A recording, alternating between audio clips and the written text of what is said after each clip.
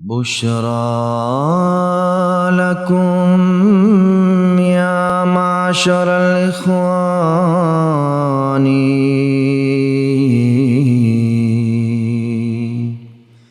طوبى لكم يا مجمع الخلان.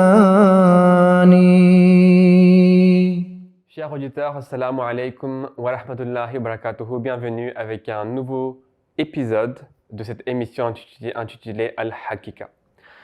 On va aujourd'hui être dans la continuité de l'émission qu'on a fait la dernière fois. Donc, comme vous vous souvenez sûrement, on a parlé de l'influence de l'islam sur les coutumes en Afrique. Et là, on va s'intéresser à une région plus précise de l'Afrique, qui est l'Afrique du Nord, le Maghreb. Et puis s'intéresser également à cette question de quelle influence a eu l'islam sur cette région du nord de l'Afrique et qu'en est-il aujourd'hui également, parce que là on parle d'il y a 14 siècles, mais là en 2022, qu'en est-il également de ces us et coutumes? Est-ce que c'est encore là? Quelle a été l'influence de l'islam? Et si elles le sont, pourquoi sont-elles encore ici? Donc vraiment essayer de comprendre, essayer d'aborder ce sujet de manière globale. Avec donc deux invités de marque que j'ai le plaisir aujourd'hui d'avoir avec moi. On a d'abord ici en plateau Abdelghani Saheb. Assalamu alaikum wa rahmatullahi wa barakatuh. Wa alaykoum salam wa rahmatullahi wa barakatuh. Vous êtes le président de la communauté Ahmadiyya des Yvelines, 78. C'est ça. Et nous avons depuis le Royaume-Uni Obada Saheb, qui est rédacteur de la revue arabe Al-Taqwa. Assalamu alaikum wa rahmatullahi wa barakatuh. Wa alaykoum salam wa rahmatullahi wa barakatuh. Donc, on va commencer par une première question. La dernière fois, on avait parlé de l'influence de l'islam sur les us et coutumes d'Afrique. Donc, on a parlé de sorcellerie, de paganisme, de beaucoup d'autres coutumes en fait qui étaient là avant l'avènement de l'islam et comment l'islam a pu apporter en fait un changement dans ces coutumes. Est-ce que, je vais commencer par vous, Abdelghani Saheb, et avant ensuite, Obada Saheb, sentez-vous libre de compléter la réponse d'Abdelghani Saheb. La question c'est quel était l'état du Maghreb avant l'avènement de l'islam? Quelles étaient les coutumes qu'on y retrouvait et quelle était l'influence de l'islam sur ces coutumes? Zakallah. Dans le Maghreb, en général, c'est comme en Afrique, comme l'avait expliqué Omar Sahib et Tahir Sahib dans la précédente émission.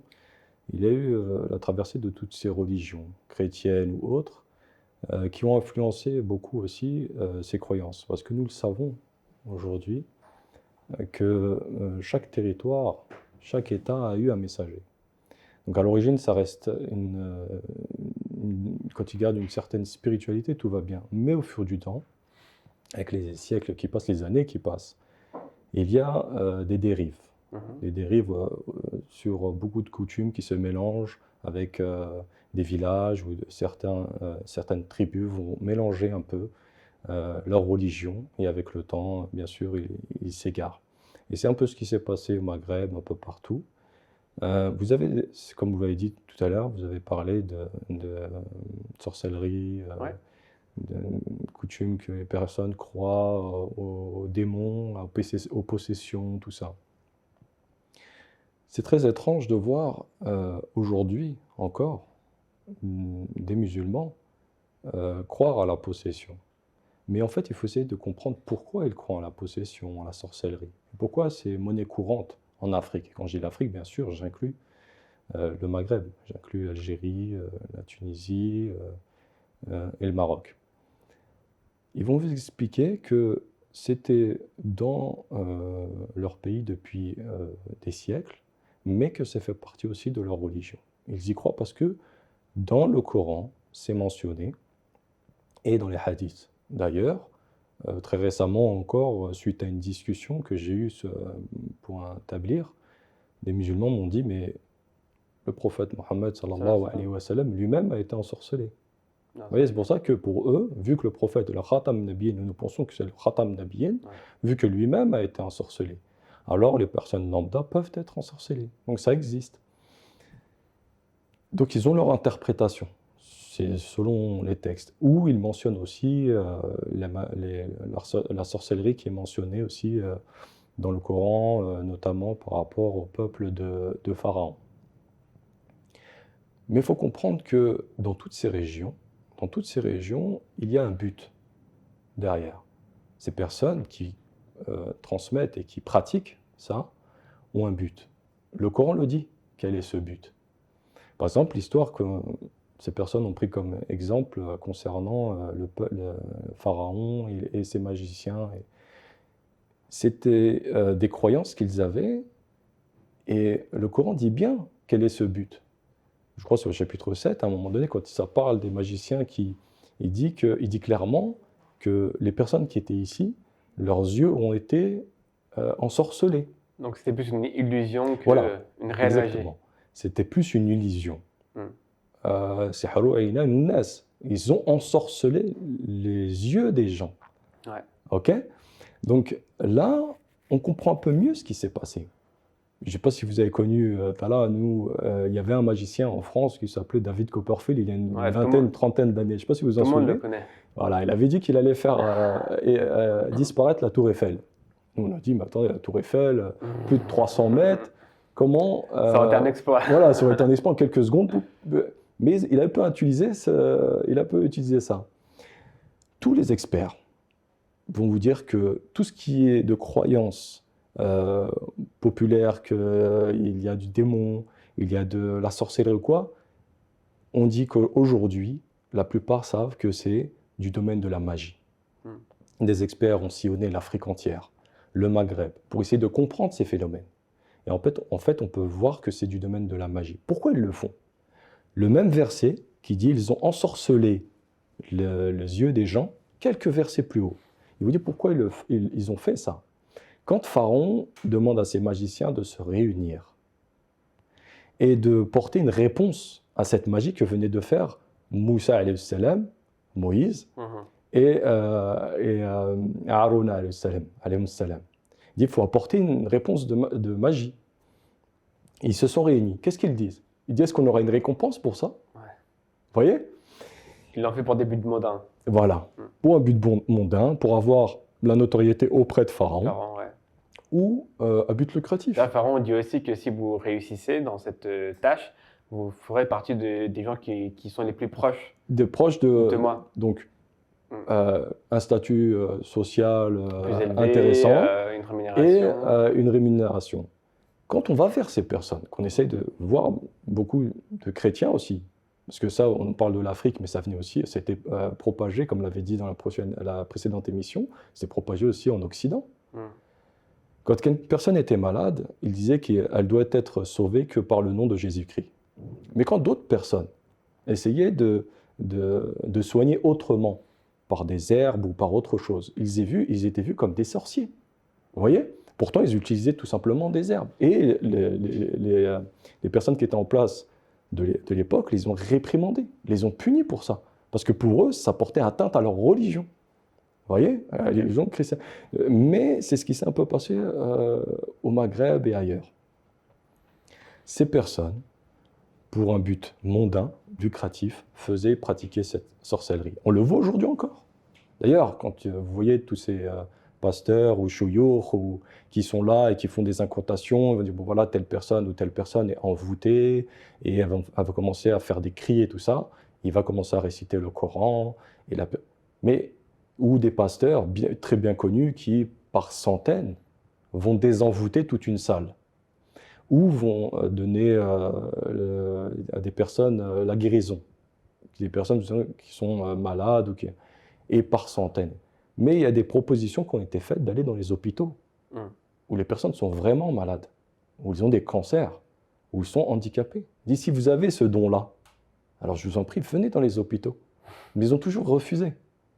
Ça montre qu'il y a vraiment un réel charlatanisme. C'est exactement ça. Il suffit de faire quelques petites recherches sur toutes ces personnes, ces pasteurs, ces chouyours qui pratiquent ça. Je vous donne un exemple simple qui est très connu, c'est les pasteurs évangéliques aux États-Unis. Mais depuis des années, c'est ce qu'ils pratiquent. Mais regardez comment ils vivent aisément. Ils ne se cachent même pas. Vous pouvez avoir accès voilà, telle personne a plus de 30 millions d'euros sur son compte, ainsi de suite. Il y en a même un qui était très connu aux États-Unis, qui a été attrapé, qui a été condamné parce qu'il utilisait une oreillette dans son oreille, et puis il donnait des informations, sa femme lui donnait des informations sur les personnes malades sur place. Donc en général, c'est ça. Ils nous disent, mais le prophète a eu recours aussi à ce qu'ils appellent la ruqya. Il a pratiqué ça avec lui-même, sur lui-même. Il dit, mais déjà, il faut avoir un niveau élevé spirituellement. Mais ce n'est pas quelque chose qu'on fait pour de l'argent. Ouais. Il y a les soins, et il y a aussi les prières. Mais aujourd'hui, on sait que c'est du domaine de psychanalyse. On a eu nous-mêmes des personnes qu'on connaissait qui faisaient des crises de spasmophilie, d'épilepsie. Et des musulmans qui étaient là nous disaient c'est des personnes qui sont envoûtées, qui sont possédées. Voilà, D'accord. Donc votre point, Abdelrahim Seb, c'est que du coup en islam, il n'y a aucune place à la sorcellerie, au fait qu'une magie au sens magie du terme, pas d'illusion, etc. Et qu'en fait, c'est des notions qui n'existent pas en islam. Du moins, l'islam, il n'y a aucun enseignement qui va dans le sens de supporter soit la sorcellerie, la possession, la magie, magie d'or, etc. Il y a la magie comme elle a été expliquée par exemple dans ce verset. Voilà, une illusion, ça peut être aujourd'hui, c'est expliqué, vous savez, depuis quelques siècles, maintenant ils ont commencé à étudier là-dessus. Ouais. Et ils voulaient savoir, il y avait des cliniques qui ont ouvert pour essayer de comprendre qu'est-ce qui se passe. Ils ont reçu des lettres du monde entier, beaucoup d'Afrique, du Maghreb. Et en face, on avait des médecins qui ont donné ces explications. Okay. Mais c'était une croyance. Bien sûr. Allez-y, Obada Saheb, maintenant, je sais que vous souhaitez rajouter quelque chose. On vous écoute. Yeah. OK. Personnellement, je me demande, toutes ces connaissances qu'ils ont apportées, pas seulement au Maghreb, mais partout dans le monde, pourquoi elles n'étaient pas pratiquées par le saint prophète sallallahu alayhi wa sallam et ses califes. Alors, toutes ces innovations, une seule explication qu'on trouve, c'est l'ignorance totale du livre du bon Dieu, le Saint-Coran, et la pratique du Saint-Prophète sallallahu alayhi wa sallam. Maintenant, on peut aussi étudier, ils n'ont pas donné une interprétation scientifique ou logique. La logique n'existait pas. Et la science aussi, elle était absente. Alors, pour cela, ils ont trouvé des réponses qui vraiment n'étaient pas riches. Il y a des siècles que l'Ahmadiyya est venu, et quand ils vont lire ce que l'Ahmadiyya propose à ce propos, alors ils n'ont pas le choix, mais à s'y adhérer. Maintenant, pour comprendre qu'est-ce qui s'est arrivé au Maghreb spécifiquement, je voudrais bien expliquer que mon pays, la Tunisie, était un pays très ouvert et n'importe qui peut s'y installer. C'était pas seulement pour les Amazirs, qui étaient les habitants originaires du Maghreb, mais partout ils sont venus du Moyen-Orient, aussi spécifiquement du Liban, et chaque peuple a porté avec lui sa culture, ses connaissances, ses religions. Alors, en fin de compte, on trouve que la Tunisie, elle a adopté ou elle a mélangé des croyances différentes. Ses citoyens, aussi du Moyen-Orient, aussi de l'Europe, de l'Italie et de l'Afrique. Le produit qu'on se trouve avant nous, c'est ces mélanges de religion et de culture a contribué à ces pensées de la magie et du djinn à s'améliorer. On lui a donné une terre fertile. Ça, c'est parce qu'il y a beaucoup d'ignorance à l'islam à l'époque, après que l'islam il était entré en Tunisie. Maintenant, si on voit qu'est-ce que l'islam nous a apporté, l'islam en Tunisie, il a été apporté plutôt, il a commencé avec les commandements de Hazrat Omar ibn Khattab. C'était lui qui a envoyé des musulmans, des savants, et ces savants, ils étaient protégés par des soldats, et c'est à la 4e fois qu'ils ont réussi à entrer en Tunisie et ils ont établi la première mosquée en Afrique. C'est ça l'islam que l'islam a apporté là-bas. Et ça a effacé toutes ces ignorances pour une certaine période. Mais maintenant qu'on se demande pourquoi Hazrat Omar il a fait ça, il ne s'est pas épanoui durant sa vie, mais on voit qu'après des années, on trouve que la première université dans le monde a été construite. Pas seulement la première mosquée en Afrique, de cette mosquée en Afrique, il y a des gens qui ont bien compris la religion, et c'est une femme, et ici on doit, comment dire, reconnaître le rôle de la femme musulmane dans l'histoire de l'humanité, pas seulement de l'islam.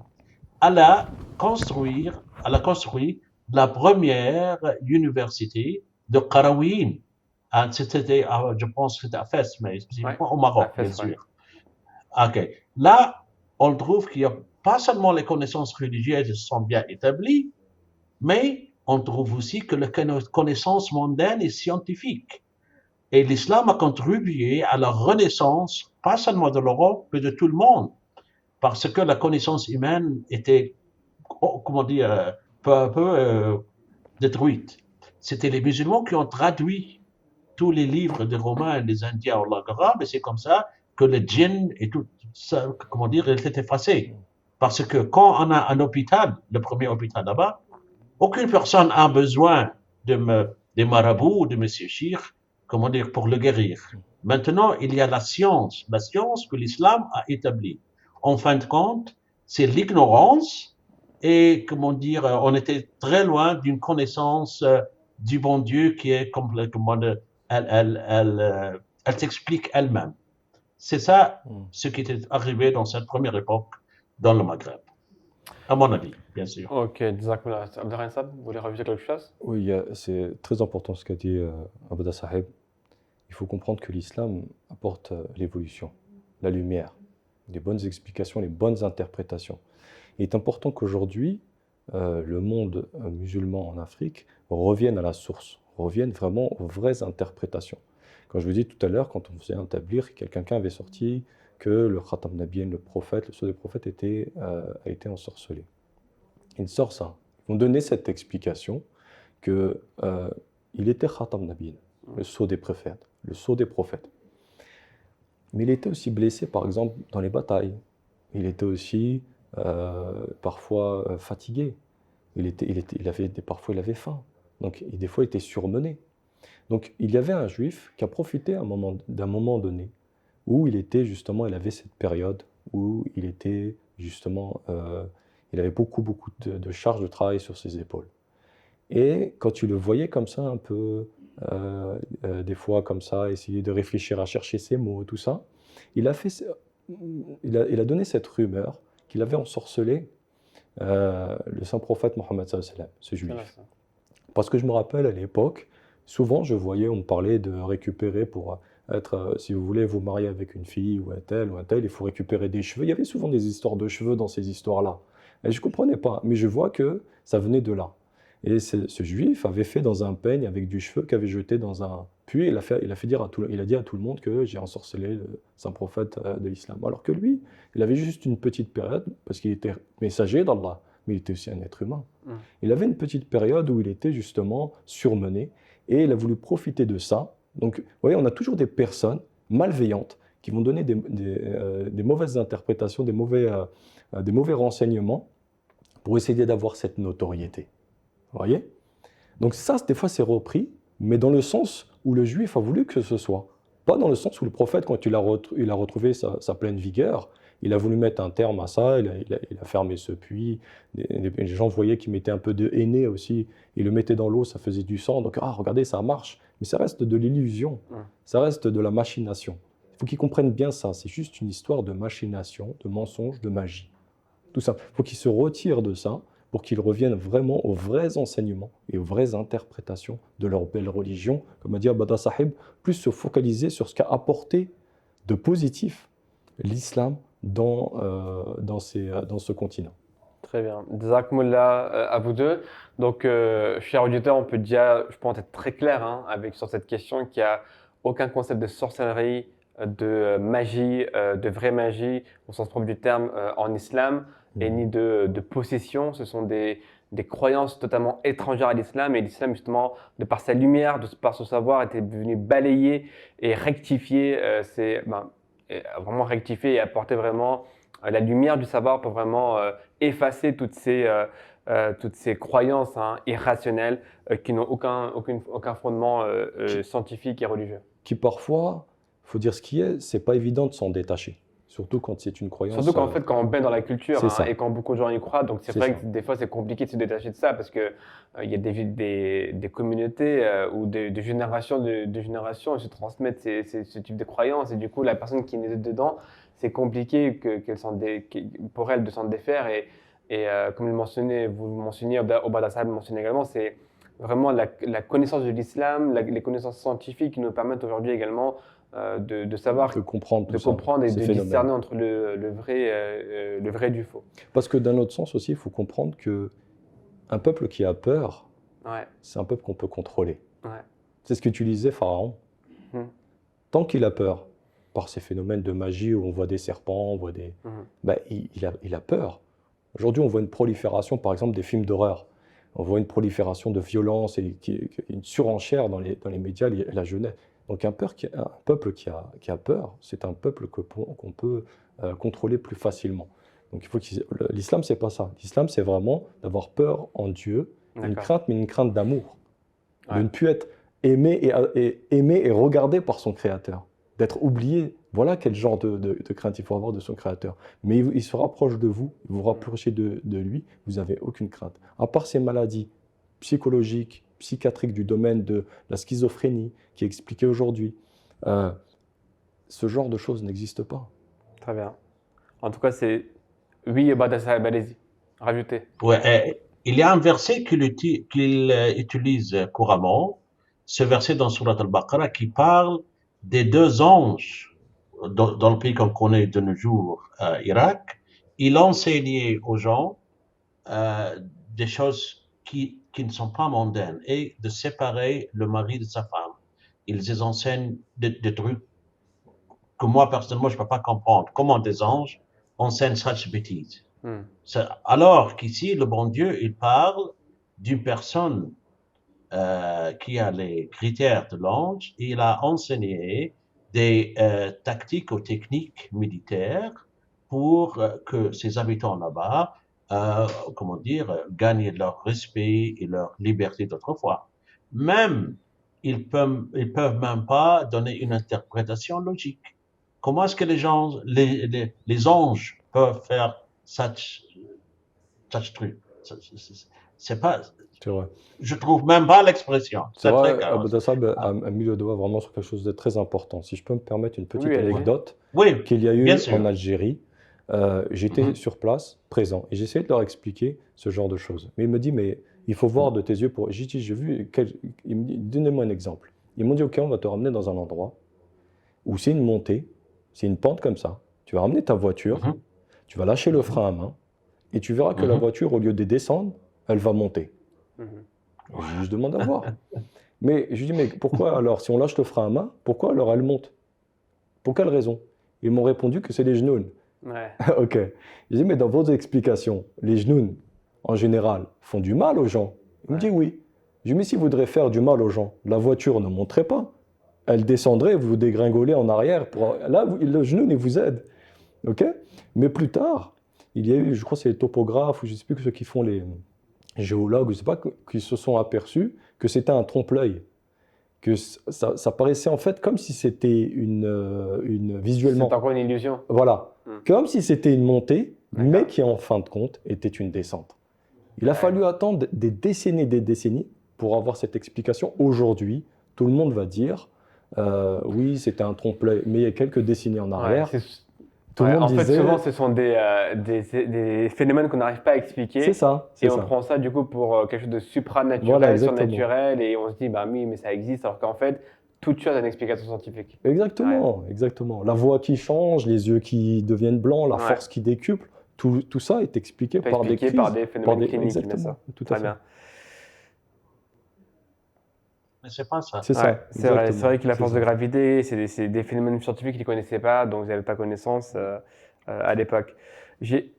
Donc, je pense qu'on a plutôt bien répondu à cette question. Maintenant, on va aller sur la prochaine question. C'est une question, du coup, toujours qui a un lien avec l'arrivée de l'islam au Maghreb.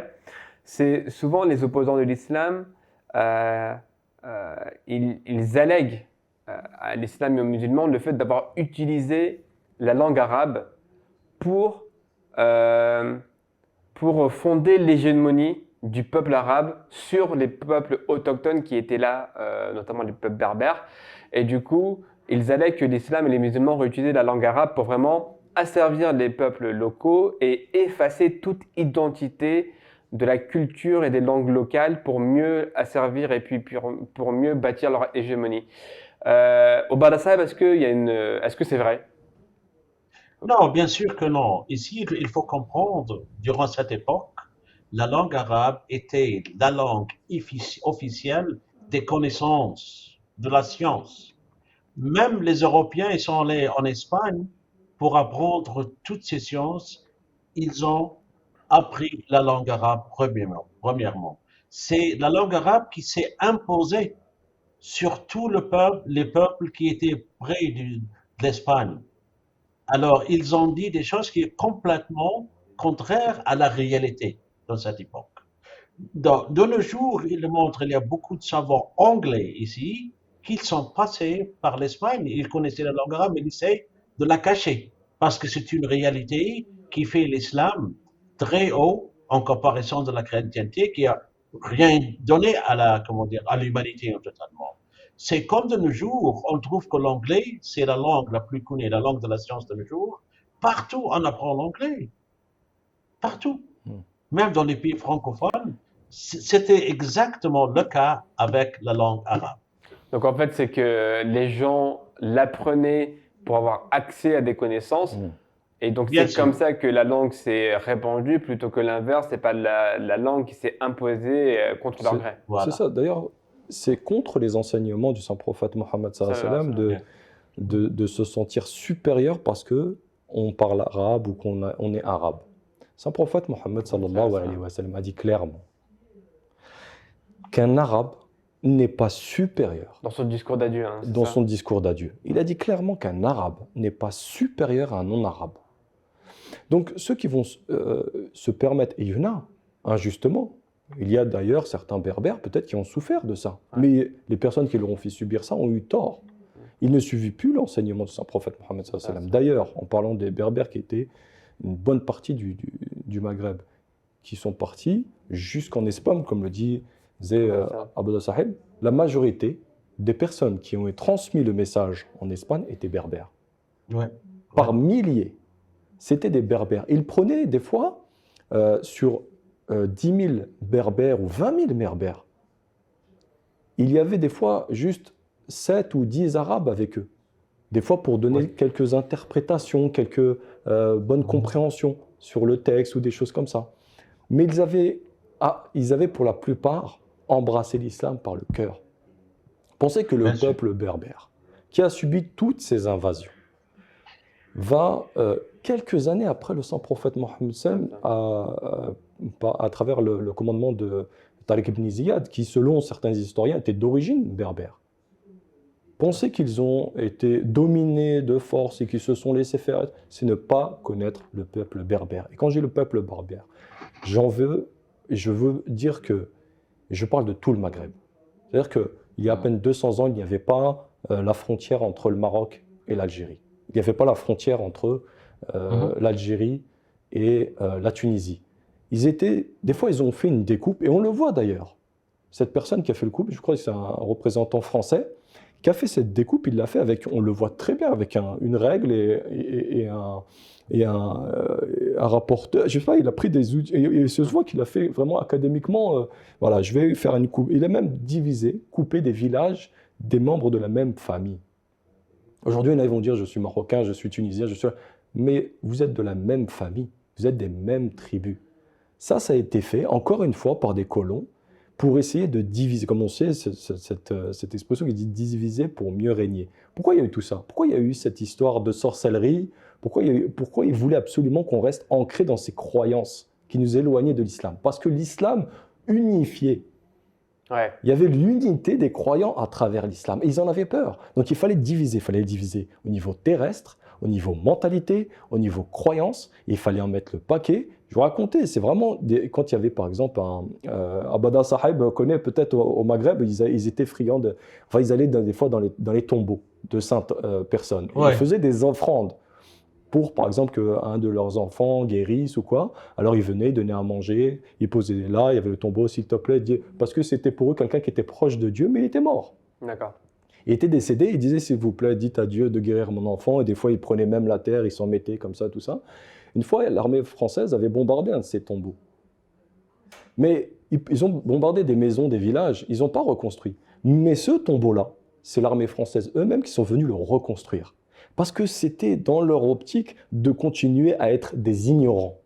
Vous comprenez? Même les historiens, il y en a qui vont dire l'islam a été barbare, ils ont fait du business, du commerce de l'esclavage, mais c'est totalement faux.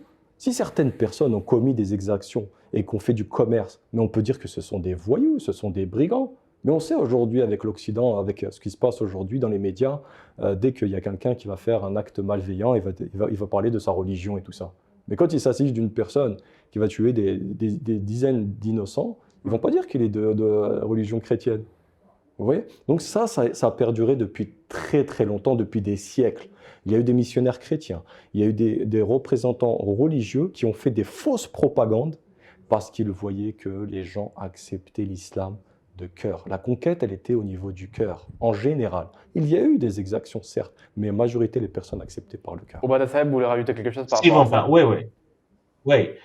Même de nos jours, en Tunisie encore une autre fois, il y a, je ne peux pas dire la France ou l'Occident, je ne sais pas bien dit, mais ils ont entré dans l'université tunisienne et pour la première fois dans notre histoire, ils enseignent un islam sans spiritualité, sans religion. C'est une connaissance ou une philosophie. Jusqu'à nos jours, il essaye à éloigner les musulmans de sa religion, de leur religion. Pourquoi? Parce que si on se tient convenablement avec l'islam, ils ont peur qu'on va être, comment dire, les gouverneurs du monde une fois. Parce que ça, c'est arrivé. Eux, ils lisent l'histoire d'une façon différente de la nôtre. Tout ce qu'ils pensent, c'est le pouvoir, c'est le contrôle, c'est l'État. Et voilà, leur peur n'a pas disparu encore. Ok, Jazakumullah, Obada Saheb, Jazakumullah, Abdelrahim Saheb. Chers auditeurs, on est déjà au terme de l'émission, hein. Une demi-heure, ça passe extrêmement vite. Juste pour récapituler, avec nos intervenants de qualité, hein, on a vu d'abord dans le premier point que les notions de sorcellerie, de magie sont totalement étrangères à l'islam. L'islam n'a apporté que la science, que la lumière, que le savoir pour vraiment balayer tout cet obscurantisme, hein, qui s'était emparé de ces différentes régions en Afrique. Puis on a également vu qu'en fait l'arabe n'a pas été utilisé comme un outil pour asservir des peuples, mais au contraire ce sont les peuples eux-mêmes qui se sont intéressés à la langue arabe parce qu'ils savaient qu'il y avait un trésor de connaissances qui était disponible dans cette langue-là pour l'étudier et comme ça avoir accès à toute cette littérature scientifique et à tous ces ouvrages littéraires qui étaient disponibles en langue arabe. Et encore une fois, du coup, on voit que l'islam est une religion qui a apporté la lumière, le savoir, et ce n'est pas une religion qui avait pour objectif de pousser les gens dans l'obscurantisme tel qu'on peut, ou certains peuvent le penser, notamment ceux qui ont aucune connaissance de cette religion.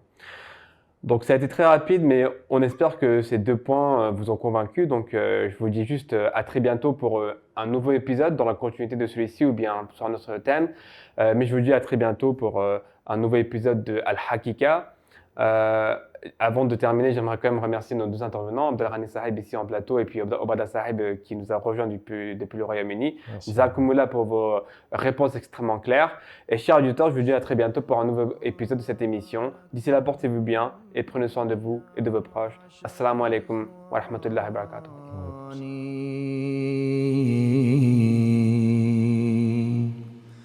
طوبى لكم يا مجمع الخلان